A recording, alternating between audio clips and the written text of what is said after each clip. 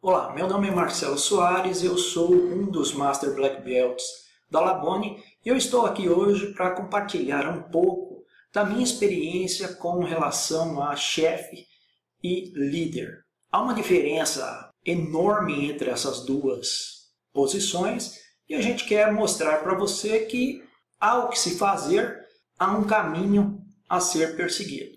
Isso com base em toda a nossa experiência. Então vamos lá, vamos entender um pouquinho sobre esse assunto. Eu trabalho há bastante tempo em organizações, trabalhei mais de 20 anos como empregado, ou seja, com crachá, trabalhando das 8 às 7 da noite. Muitas vezes quem está de fora de uma empresa, que não conhece o dia a dia, às vezes tem uma noção que tudo são flores, mas não são. Muitas vezes a gente se depara com diferentes cenários. Por que eu estou falando isso? Porque o que a gente prega é que o melhor do nosso saber mostra que um líder é alguém que tem subordinados, que orienta esses subordinados e, mais do que isso, desenvolve essas pessoas, assume responsabilidades, ele cuida do ambiente em que os funcionários trabalham. Por quê? Porque o ambiente organizacional, e quando você fala do ambiente da equipe, ele é crucial para que as pessoas se sintam à vontade e possam dar o melhor de si. Então, o papel do líder no desenvolvimento de pessoas, ele é fundamental. Mas é só desenvolver? Claro que não. O líder tem que entregar resultados, bem como os subordinados. Parece fácil, mas não é. O que eu estou querendo falar para você é que o líder, ele se preocupa com pessoas, ele desenvolve pessoas e ele bate metas consistentemente. Não há como bater meta e manter uma consistência sem ter pessoas engajadas, motivadas, sentindo parte de algo que tem valor. Esse é o cenário mais produtivo que a gente enxerga. É o cenário onde um gestor tem o papel de líder, ele é bem visto, ele é uma pessoa confiável e todo mundo que trabalha com ele tem a certeza de que ele vai desenvolver a equipe. Esse é o mar de rosas, é onde todo mundo gostaria de trabalhar. Se você perguntar para mim, Marcelo, você já trabalhou em empresa assim?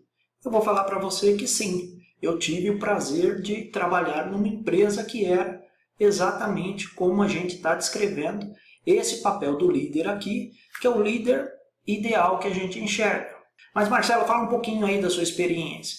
Eu trabalhei em empresas, como eu falei, muito tempo. Fui Black Belt, Master Black Belt, gerente regional, gerente global, dentro e fora do país. Em empresas de uma envergadura bem grande. Marcelo, quer dizer que tudo foi bom? Não. Não. Quem trabalha nessas posições e quem trabalha em empresa sabe que come bastante grama, tem bastante aprendizado também. Então tem um lado bom e tem um lado, entre aspas, ruim, que a gente tem que se adaptar a ele. E é nesse sentido que eu queria começar a falar um pouco com você do outro lado da moeda. Por quê? Porque nem todo mundo tem a sorte de estar trabalhando com um líder, com essas características que eu falei para você. Então, só para fechar o líder, o que ele traz de bom tendo essas características que a gente acabou de falar? Ele tem uma motivação muito grande onde ele trabalha e com a equipe dele, todo mundo se sente bem no local, todo mundo cria uma identidade com a equipe e enxerga valor no que está fazendo. Qual é o resultado disso? Baixa rotatividade, alta produtividade e equipe engajada. Só que nós temos um outro lado da moeda também. Um lado que não é ter um gestor líder. Marcelo, que gestor que é esse? É o chefe. Marcelo, você já teve muito chefe? Eu já tive. Dentro do Brasil, fora do Brasil. E aí a nossa ideia é eu compartilhar algumas experiências que eu tive para que elas sirvam de aprendizado para você que ainda não passou por esses itens que a gente vai falar daqui a pouquinho. Então o que é o chefe? Primeiro, o chefe manda, ele não pede. O chefe normalmente nem bom dia te dá, nem boa noite, boa tarde. na verdade, ele ordena o que ele quer. Quando dá algum problema, a primeira reação dele é procurar um culpado. Ele está desconfiando do que você ou a equipe está entregando. Isso gera o efeito reverso do que nós acabamos de ver do líder. Eu tenho um ambiente totalmente contaminado, totalmente tóxico, com desmotivação, alta rotatividade e um desânimo geral.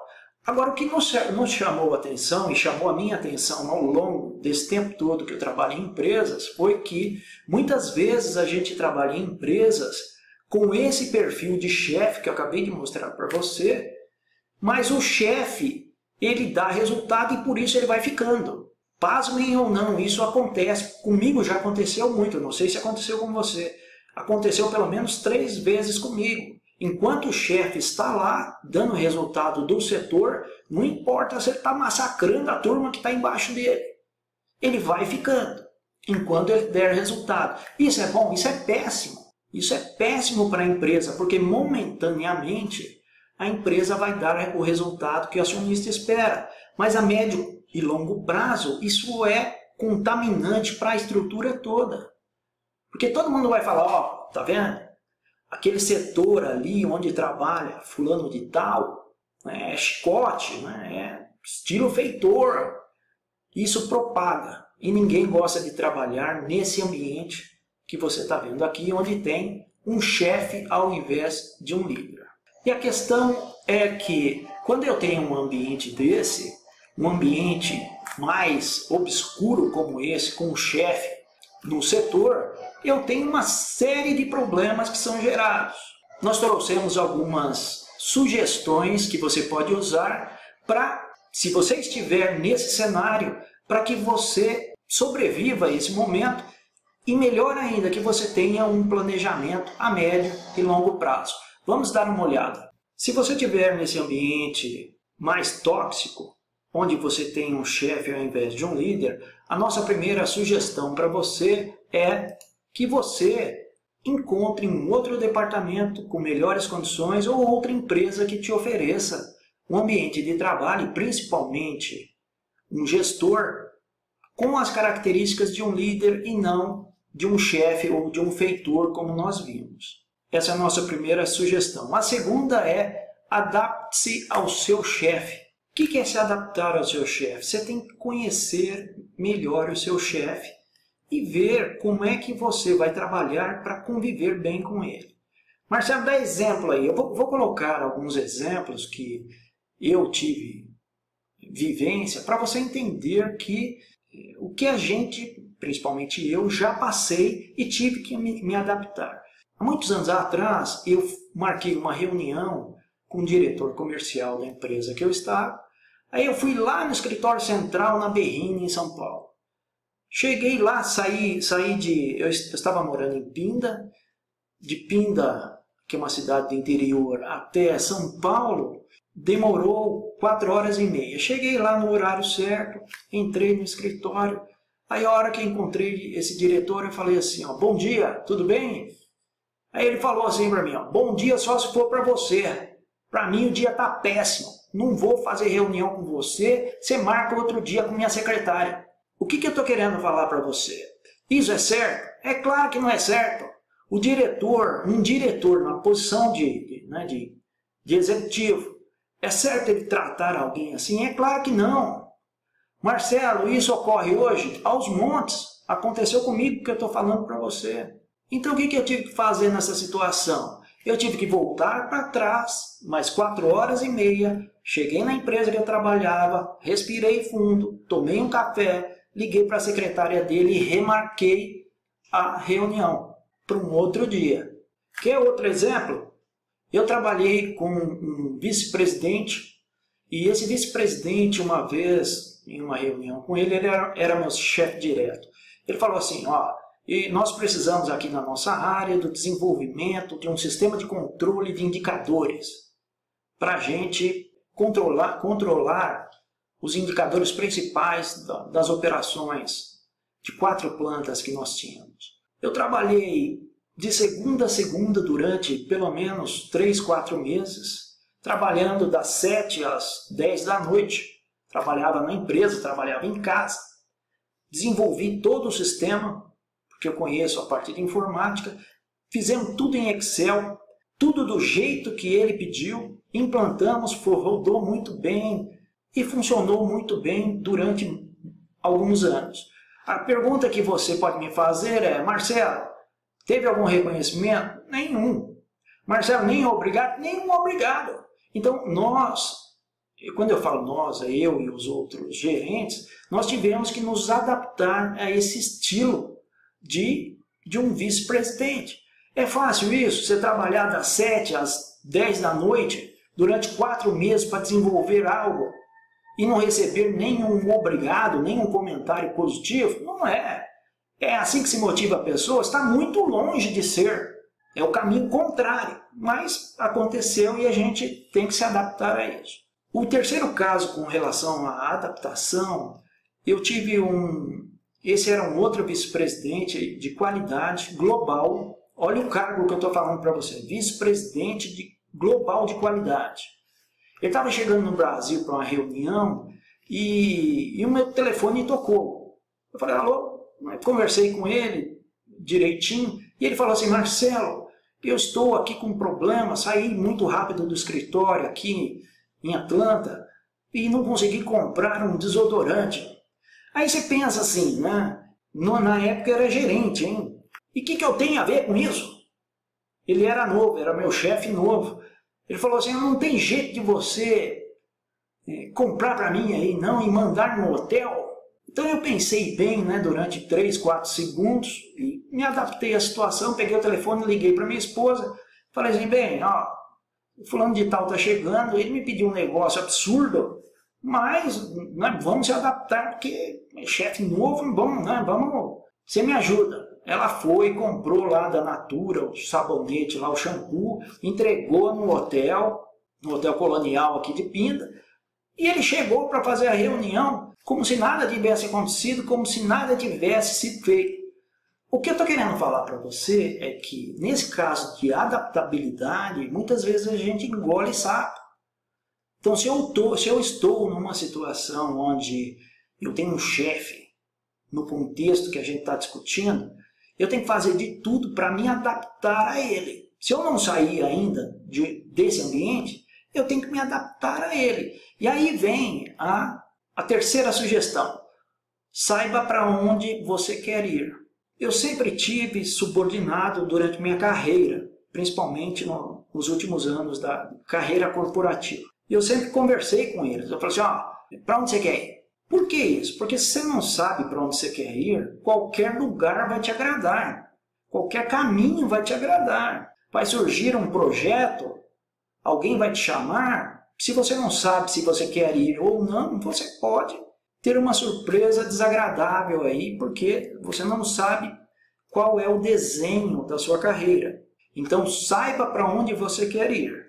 Por que eu estou falando isso? Porque uma vez que você sabe para onde você quer ir, você faz um plano de investimento. O que é esse plano de investimento? Hoje, se eu estou num setor onde eu tenho um chefe, é um ambiente tóxico, mas eu sei para onde eu quero ir, eu vou me desenvolver para essa posição, ou dentro da empresa que você está, ou fora. Você tem um plano para melhorar a sua situação atual. Não adianta ficar só reclamando da situação e não planejar, e mais ainda, não fazer nada para sair desse estado.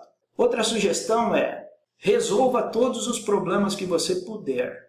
Então, se você tem um chefe com essas características que nós passamos, resolva tudo que você conseguir e leve o mínimo para ele, caso precise.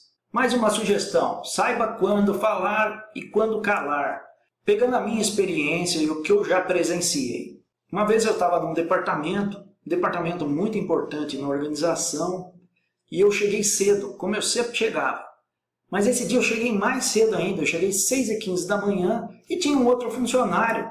Eu vou colocar nomes fictícios só para não ligar a pessoa ao nome. 6h15 da manhã estava lá o Mário. Eu cheguei: bom dia, Mário. Ele falou: bom dia. Aí o gerente da área dele chegou. E ele estava todo de terno e gravata e passou por nós. E o Mário falou assim, ó, tá bonitinho, chefe. E o gerente, sem pestanear, falou assim, ó, eu tô bonitinho assim para me encontrar com sua irmã. Quando eu escutei isso, eu fiquei meio branco, meio esbranquiçado, porque você não espera esse tipo de diálogo vindo de um outro executivo, como é o caso.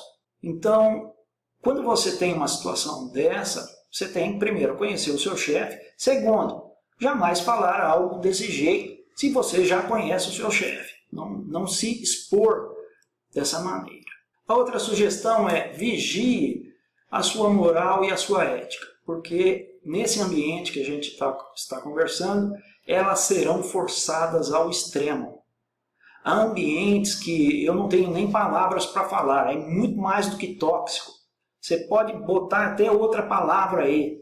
É um ambiente bem desleal. O que a gente sugere é que os profissionais se mantenham na ética e na moral para sobreviver a esses ambientes. E o último item é um dos mais importantes aqui, é manter a sanidade mental. As pessoas sofrem desgaste e esse desgaste vai se acumulando e pode chegar a um momento em que isso vira uma depressão ou algo até pior. Marcelo, como é que você fez ao longo desse tempo todo? Eu tive a sorte de ter uma esposa, e tenho ainda, durante 30 anos. E quando eu chegava muito nervoso em casa, ela já sabia, a mulher já sabe, tem essa sensibilidade. Do jeito que eu abria a porta, ela já sabia se eu estava nervoso ou não. Quando eu estava muito nervoso, tremendo de raiva, ela falava, não, vai lá brincar com os cachorros, que eu estou fazendo café aqui, daqui a pouco eu te chamo, aí a gente toma um café e conversa sobre o seu dia. Ela já sabia que eu tinha tido um dia nervoso. Então, esse tipo de coisa me ajudou a manter a sanidade durante os períodos que eu trabalhei com o chefe e não com o líder. Era isso que a gente tinha nesse vídeo para te mostrar, esse lado de chefe e como você pode se proteger enquanto estiver nessa situação e, melhor ainda, o que você tem que fazer para planejar o médio e longo prazo da sua carreira.